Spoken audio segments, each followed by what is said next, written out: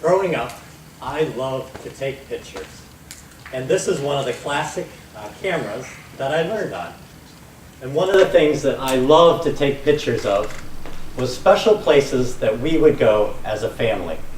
And one of the places we went to was Yellowstone National Park in the western part of the United States. And this is an amazing park with incredible waterfalls.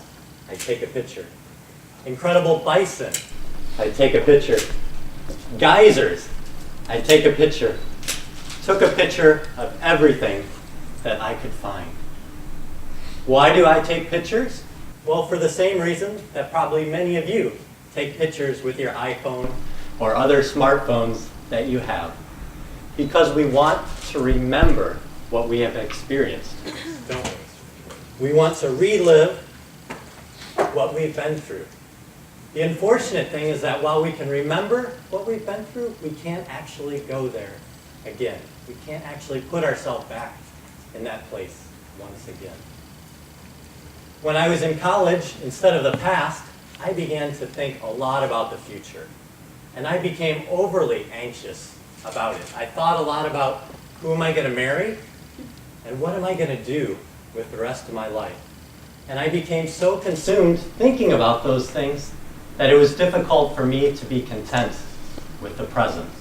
So much anxiety about the future and what it would be like, what it would hold.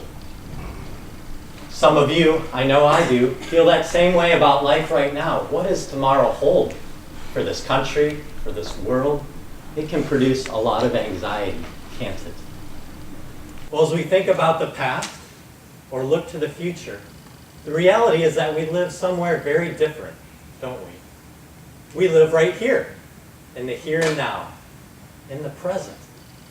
And so key to thriving in this life is learning how we can live and thrive and experience joy right now, here, today.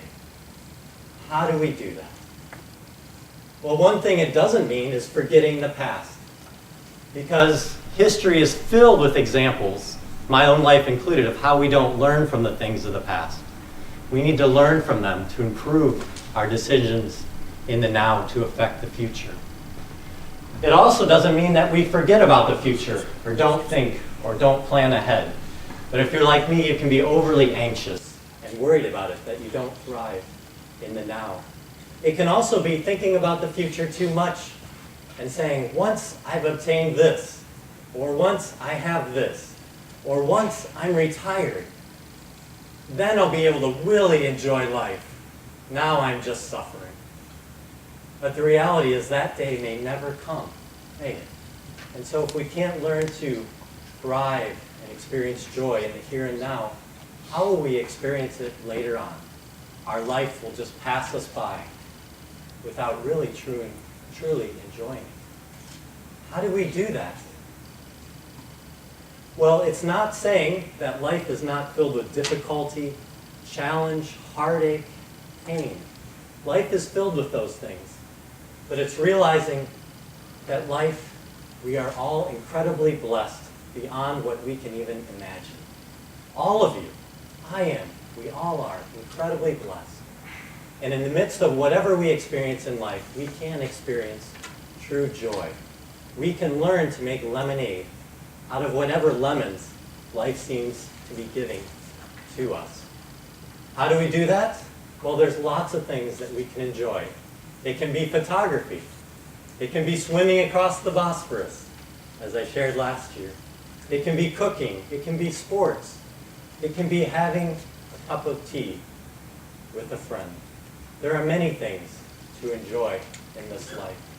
A few years ago, my older brother turned 40 years old, and I wanted to do something special with him during that time. We have 3 young kids at home, just 6 years old and 3 years old. And I got permission from my wife to leave for 4 days to go all the way to Chicago and spend 3 days with my older brother to have just a special time together. And it was an incredible experience, an incredible opportunity for us both.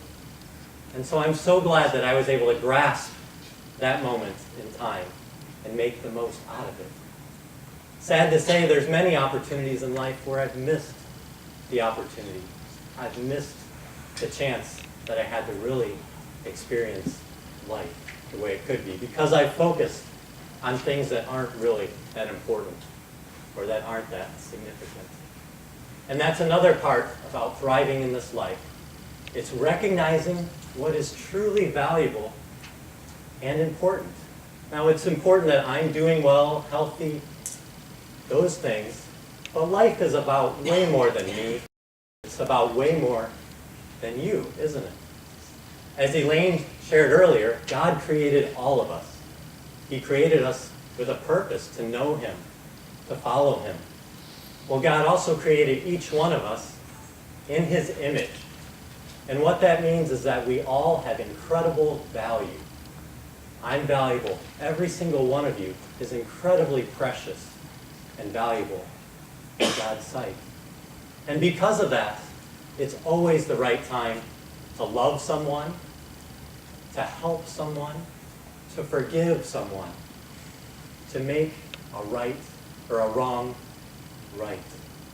It's always the right time to do these things because people are going to last for eternity. God is eternal as well.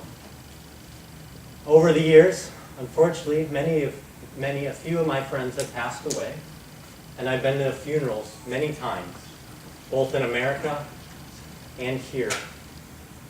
And one thing that I always remember at funerals is just how short life really is. It's just a breath. It's just a snapshot. The entirety of our life is just a snapshot. And every day, every moment, we have the choice to decide what are we going to do with our life. Is it going to be about me, or is it going to be something more significant? Am I going to enjoy or live in the moment? We all have that choice. And so, as I've reflected on all the tens of thousands of pictures I've taken over the years, I've realized that more important than getting that perfect picture is making the most of every single moment that I have as we live here in the present. Thank you.